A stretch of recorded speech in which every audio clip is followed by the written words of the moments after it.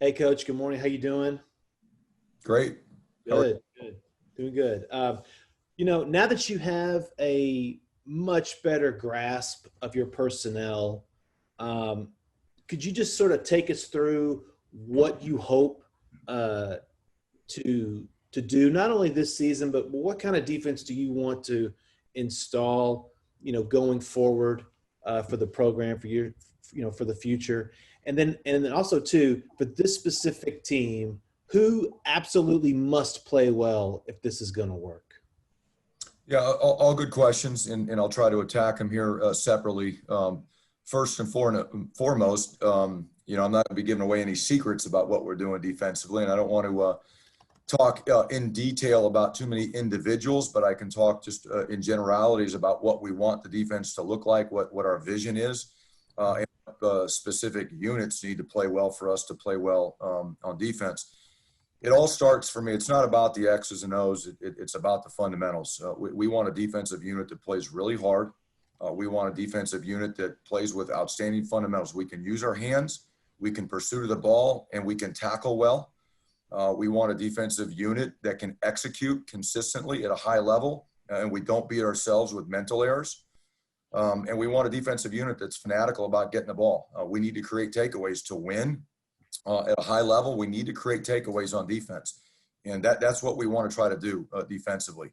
And I'm hoping that we can see a team out there that plays fast, is well coached with the fundamentals, on using our hands, getting off blocks, pursuing the ball carrier, tackling, and then we're consistently going after the football with the ball carrier or the ball in the air and creating takeaways.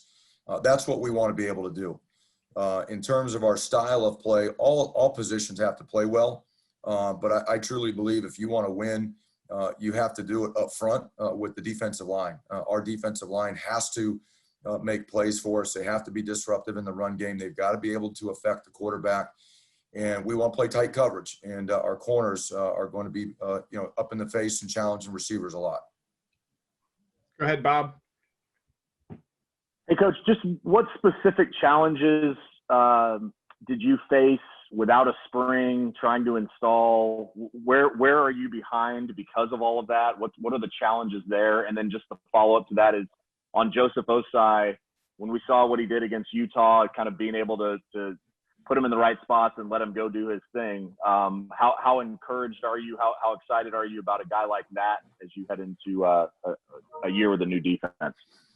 Yeah, well, there are a lot of challenges being basically a new staff as we are on defense based on the current situation that we were dealt throughout the majority of this year. I can tell you right now where we're at today. I'm very pleased and pleasantly surprised that I feel we are further along than what I thought we would have been, and that's a credit to the players. They have bought into what we're doing. They've spent an insane amount of time on their own learning what we're asking them to do. They did a lot of work on their own in the summer, leading up to the time that we could get our hands on them with the NCAA rules the way they were. So there's a lot of credit to the players for me to say that we're further along than I thought we would be. Some of the challenges, we talk a lot about a committed team as a connected team. And as a new staff, we were not around our players very long before we were shut down. And we didn't get a great opportunity to really connect with our guys, and we've had to do it through the computer. And I think we had a good plan, and I think our players, again, bought into it. And as a coaching staff, we did a really good job of connecting with the players that we coach and getting our players connected as well over the course of whatever it was, 3 or 4 months that we were away from them. That was the biggest challenge, just getting to know them and connecting with them to get the type of commitment that we needed from them. And I think we accomplished that to be able to say we're further along. That was the first step. And then what we were asking them to do, it's one thing to go through Zoom meetings and teach them the X's and O's. It's another for them to get out there and actually perform it and react to the different things that they have to react to and do it fairly quickly. So those were the challenges. Things that on the field that I was really concerned about was just the execution of the fundamentals and specifically tackling because our tackling system and style is different than what they've been used to. And without any invested reps during spring, that was a concern, but I feel pretty good about where we're at right now. We're not game tested by any means, but I feel good with what I'm seeing in practice. And then the other is pass rush. We need to improve our pass rush production. And without getting guys trained during spring, I was really concerned about that. But I think we've done a good job of picking up the slack and really developing some guys to be better pass rushers in the short amount of time that we've been practicing. Anwar, go ahead. Just real quick before you go, just on Joseph Osai, if you could just hit on him real quick and just what he's. Yeah, Joseph is in a different position than what he's played last year. I think the bowl game against Utah probably showed some signs of what his future could look like. And we're very excited about Joseph. We're excited about the whole defensive line. And, right now Joseph is one of the more experienced guys in that unit. And I think, we're going to expect him to make a lot of plays and a guy we're going to lean on both in the run game and in the pass game. But I think he's got big play potential. And, there's a lot of work that he still needs to get done before the foot hits the ball, against UTEP. But I like where he's at, and he really likes what we're doing with him. Anwar, you're up. Hey, Coach. I know you said you don't want to talk about names, but, on previous calls, we've heard about Alfred Collins and Vernon Broughton. Can you maybe talk a little bit? I have two questions. The first one, obviously, is what maybe those guys are bringing to the line and bringing to the unit. And I have a second follow-up question I'd like to ask you after that one. Yeah, well, I'll start just our overall freshman class of guys on the defensive side of the ball. I'm really pleased with from the front to the linebackers to the back end. We have several guys that I think are going to contribute to our football team, whether it be on defense or on special forces. So I'm really pleased with all of them. Those two specific up front with the D-line, they've been getting a lot of good quality reps. They're obviously big guys. They've got good size. They've got good athleticism for their size.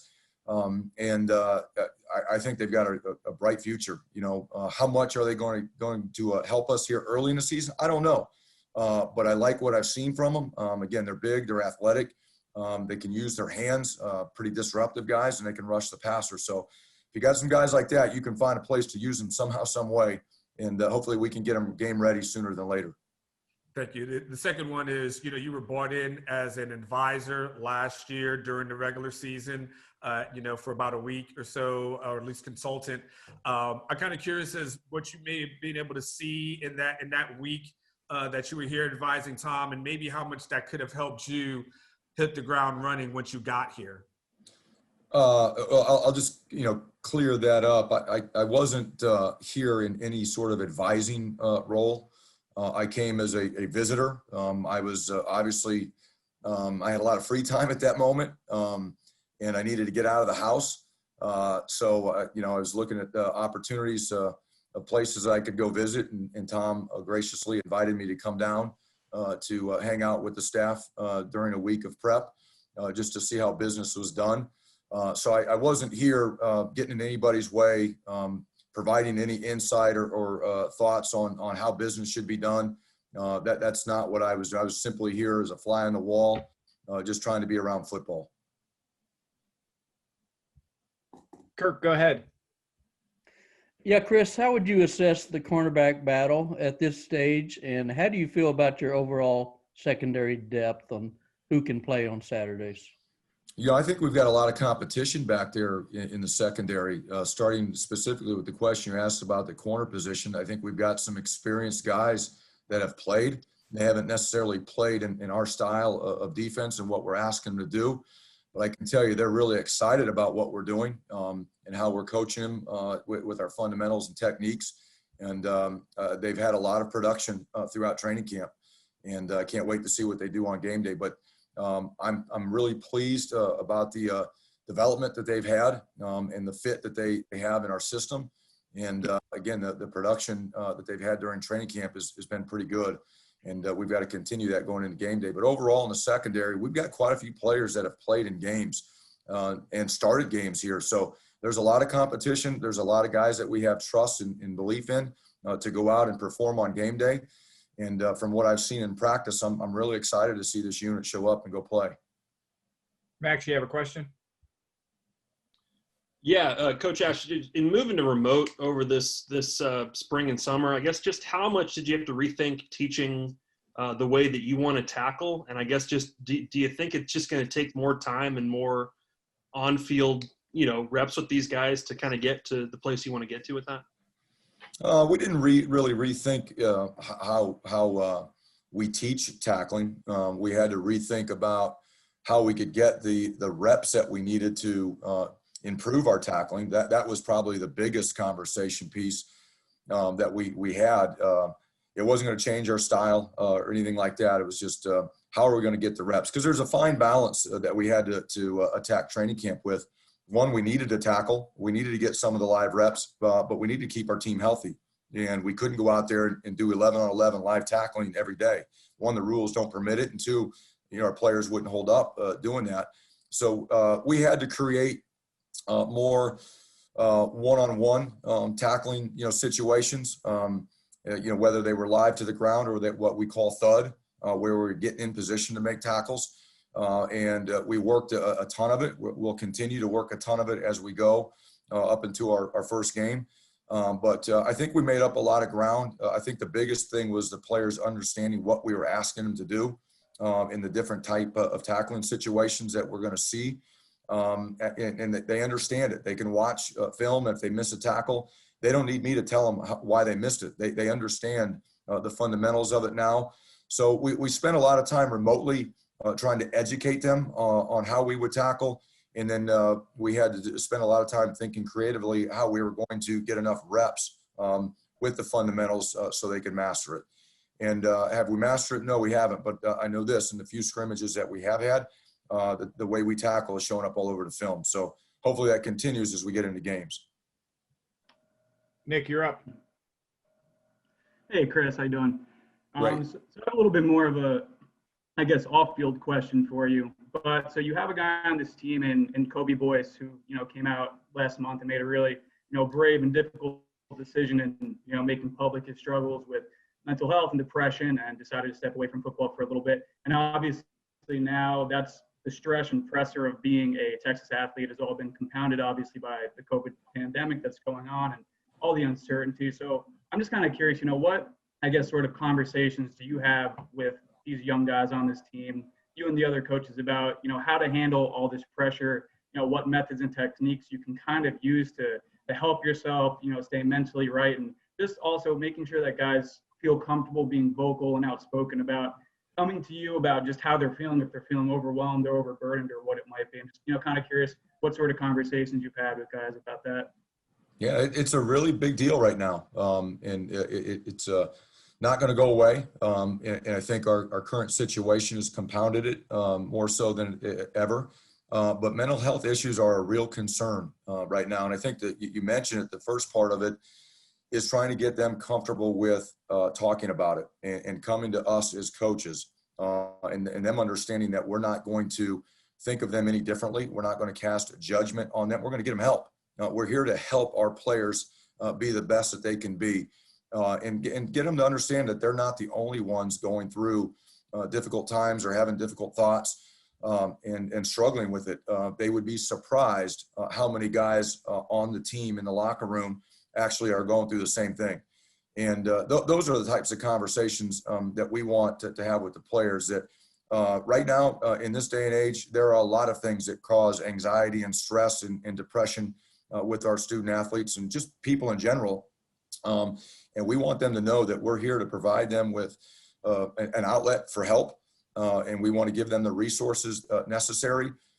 We also want them to know that it's okay to take a step away from football to get themselves right if that's what's necessary. And everybody's situation is different. There's not a cookie cutter way to deal with every situation. But be comfortable with having a conversation. Be comfortable with coming to us. Be comfortable with using the resources that the University of Texas provides, are some of the best in America. And it's okay to struggle, and it's okay to ask for help. And that's our job, to make sure we provide it. And those are the types of conversations that I specifically have, and I know our staff has with our student athletes. Dennis, go ahead. Coach, you talked about having to, the limitations that you've had to deal with, obviously. Because of that, do you see having to simplify early on, especially, do you have to also more than ever get that third guy the reps, knowing the COVID dynamic that might knock into your depth chart? Yeah, hold on. I got some support assist here popping up on my screen. I don't know if you guys can see that or if that's just blocking my view. There it goes.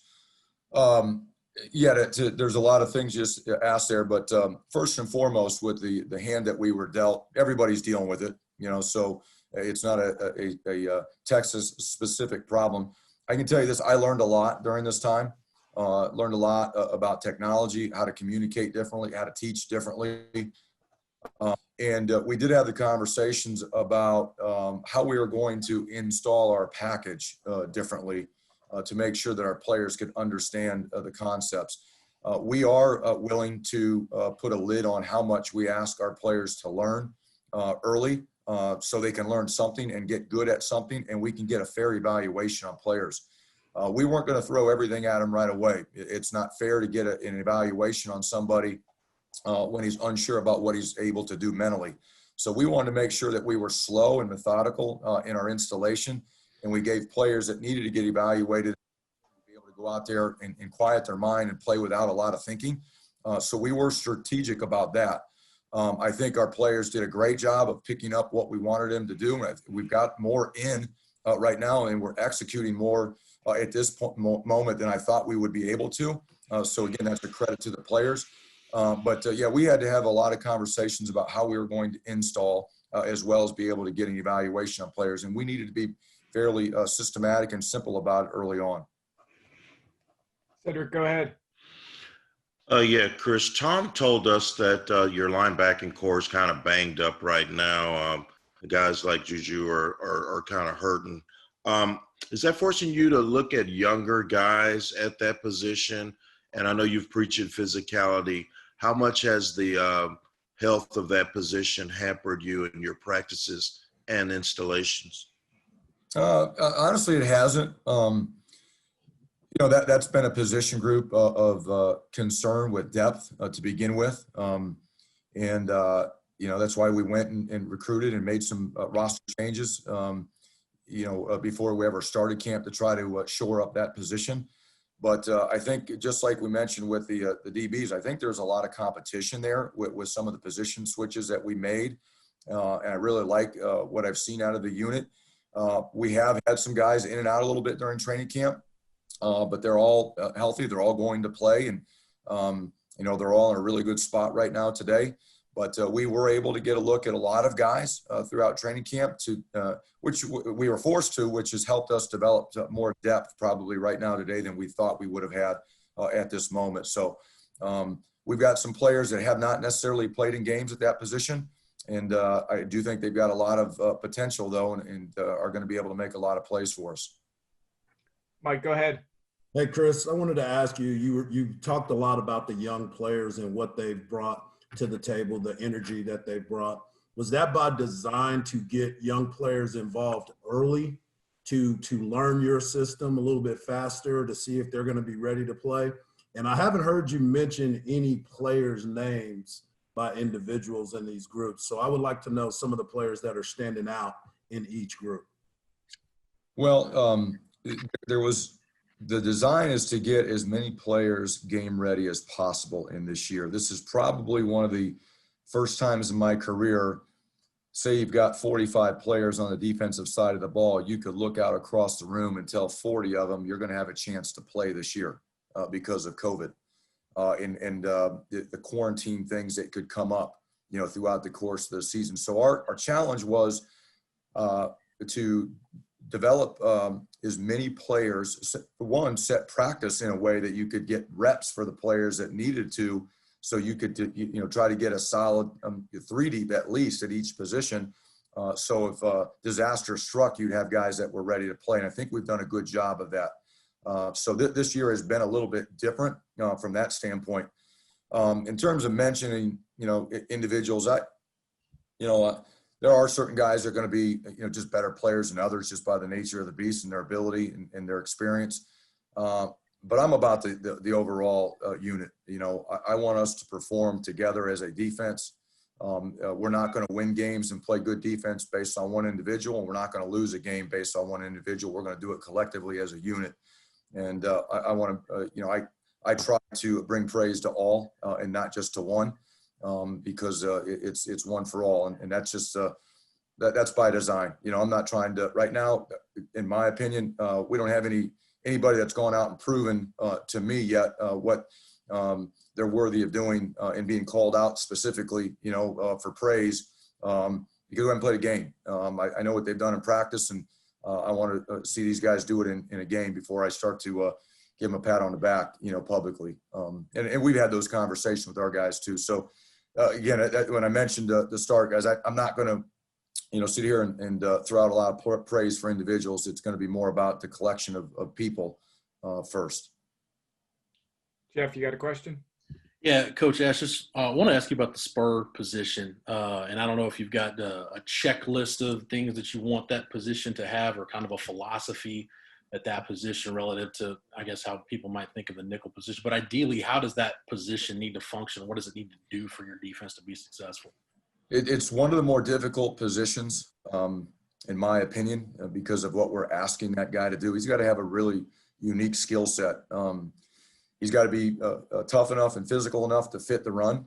He's got to be athletic enough and quick enough to play some man-to-man on a slot. And there are not a lot of guys that can do that. So we really had to spend a lot of time going through our roster, identifying you know, individuals that would have that skill set to do both of those things. That's not easy to do. Fit the run, play zone, play man, blitz. And I feel really good about where we're at right now with that position. I like the guys that have been repping there. I think we were lucky we hit the right guys, you know, when we made this switch, you know, with guys there. But it is a tough, difficult position because of what we asked them to do. And it's got to be a combination of physicality and toughness, as well as athletic ability and speed. And I'm pleased where we're at. Again, everything will be tested on game day to find out how good we are. But, you know, we made some good choices, I think, and they've been doing a really good job. Steve, you got a question? Hey, Coach.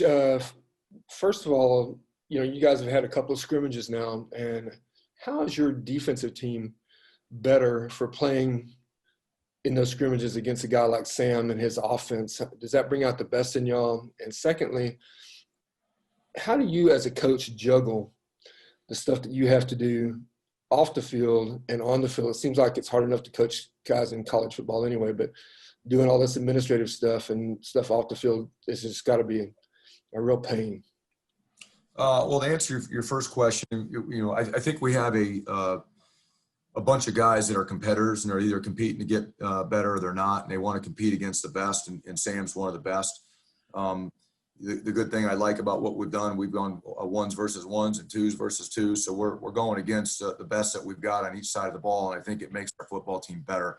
You know, some guys will go ones versus twos and things like that. And we're going ones. So we have guys that want to compete, and they know to compete and get better. They've got to go against the best. And Sam's a competitor as well.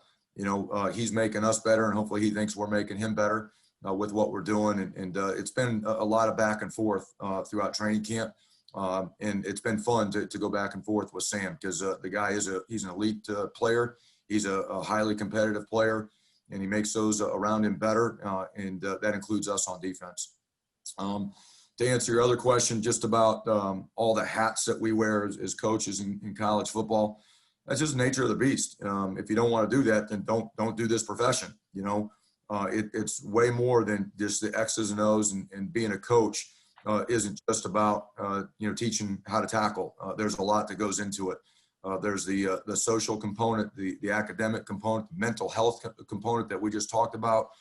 There's so much that goes into it, and I think, you know, the older you get, the more you understand that and realize that. When I was a young coach, you know, I thought it was about just the X's and O's, and you know, you put the scheme together and you're going to have a chance for success. But it's really, you know, making sure you do a great job of connecting with these guys and helping them through all the difficult times as a college student athlete, just a person in general in this day and age. And again, if you're not willing to do that, then you're not willing to be in this profession and do it the right way. Stephen, go ahead. Hey, Coach, kind of going off of what Chuck was saying. Now that you've spent time as the head coach of a Power Five program, do you feel like that helps your coaching relationship with Coach Herman? That you've both been in charge of Power Five programs and you both understand how a program runs from the top down? Yeah, I mean, first off, Coach Herman and I had a good relationship before I came here, and the reason I think he picked me to come here, and the reason I picked to come here is we thought we could help each other out. He's an offensive coach, and I'm a defensive coach. And sometimes as an offensive coach, you meet a head coach of the defense. Just like when I was a defensive guy, I needed a head coach of the offense. If you've got that, I think it helps you sleep better at night. But I think, again, as a head coach, if you have some people that have sat in your chair and you understand, what the head coach is going through and can offer some insight and advice every now and then, I think it's comforting. And hopefully, you'd have to ask Coach Herman if I've been able to, assist in anything and bring value, from that regard to him and to the program. That would be him answering that question. But I think he and I both have a high level of comfort with each other. And I think so far it's been a really good working relationship and trying to move the program forward where everybody wants it to be. And I'm excited to see what happens on game day. But I think we've made a lot of strides in the time that we've been here together. Good time for the last few questions. Go ahead, Joe. Real quick, do you coach from the field or from the press box? Right now, my plan is to coach from the field. Until I had become a head coach, I'd never been on the field. I'd been in the press box my whole career. And actually, when I moved onto the field, the first game day that I was a head coach on the sideline, it was different. It was weird. But now having been on the sideline, and looking at our staff, that's the biggest thing is the strength of the staff, where, putting people in the right place with the right eyes on game day so you can get the right information. I think right now for me and our staff, it would be best served for me to be on the sideline here at the University of Texas. And then as far as like during a typical practice, what does coaching the secondary look like between you and Coach Valai? Like, how are the responsibilities kind of split up between what you do on a day-by-day basis in practice, working with the secondary, and him with the corners and how does that kind of look, y'all's tandem together with that position? Yeah, well, meetings and practice, both. I mean, there are times that we're together and there's times that we're separate. We talk a lot. It's not corners and safeties, it's a secondary. And when there's a blown coverage or mistakes, it's not, hey, well, that was that safety, that corner, that's secondary. And we want to make sure that we create that type of environment and culture that we're in this thing together, and our communication is at a premium. And so we spend a lot of time together, both in the meeting room and at practice, but we also we go separate quite a bit so we can work on the individual fundamentals and techniques that position is expected to master within the calls that we have. So, being with Jay makes it easier. Jay played for me and he's coached with me. We understand each other. We're different. I think, he's the hype guy, the juice guy, and that's not necessarily me. So I let him be him and he lets me be me, and we work off of each other well. And I think it's been a really good combination so far. And I think the best part of it is we understand each other and we can provide the best environment for the players that we can. Go ahead, Bob. Chris, one of the biggest on the field coaching nightmares right now, I assume, is the worry that an entire position group could come down with something with coronavirus, like, Oklahoma said that happened to them in the last week. How are you guys going about it? Are you trying to separate guys in meeting rooms, or are you trying to separate them on the field? What's the thought process going through trying to figure out how to not get an entire position group to come down with something if something like that were to happen? Well, the obvious thing is we can only control what we can control. And that's the way the players conduct themselves when they're with us. We have constant conversation and communication and education about the importance of wearing a mask and social distancing when they're not here. When they are here, they're wearing a mask. They're practicing social distancing in meetings, in meals, in anything that we're doing that's non-competitive on the field. It took a while for our players to change the way that they conduct themselves. But I think our players have done an outstanding job of that. And hopefully they continue that. It's going to be more important for them to continue that with school starting up like it has.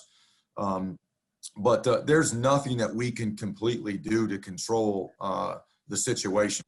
There just isn't. That gets back to the type of players that you've recruited, the type of culture that you built in your program, and the type of accountability that they want with each other that really is going to control it. But there are still going to be situations that come up where they think they're in the right place, they're with the right people, and something can happen. That's all we're doing. It's just constant conversation and education and motivation to be as cautious as you possibly can be in not only times here, but times away from here. When we go to practice, it's football. There's not a lot of social distancing happening when we're out, between the lines. There just isn't. But any opportunity that we can to make sure our guys are doing what they're supposed to off the white line, outside the white lines, they're doing. And I think our numbers have proven that. And hopefully that holds true as we continue to move forward. But it's a major concern. Everybody's going through it. And again, we as coaches think we can control everything. There's certain things we can't, not in this situation. And we just got to try to mitigate it the best we can and hopefully work through it together as a program. Last question. Go ahead, Jeff. Hey, Coach, I don't know how much you've had a chance to maybe extensively study the offenses in this league, but based on what you studied on tape, what stands out to you about Big 12 offenses, whether it be scheme, personnel, et cetera? And then how much of taking this job was the challenge of trying to be, a defensive coordinator that can maybe kind of figure out on a week-to-week basis how to defend some of these offenses? Yeah, and I've been asked that a lot, and the thing that stands out is the points per game and points per season that this league has had here in recent years. There are really good offensive coaches. They've got good players, good schemes, and they've been able to put up a lot of points. Are their schemes, different than what's happening in a lot of other leagues? No, not really. I think there are a lot of different and unique ways that people are trying to defend, things in this league. But they get the ball out on the perimeter a lot. They force you to make tackles out in space a lot in this league. And I think tempo is a big thing in this league, maybe a little bit more so than in other leagues.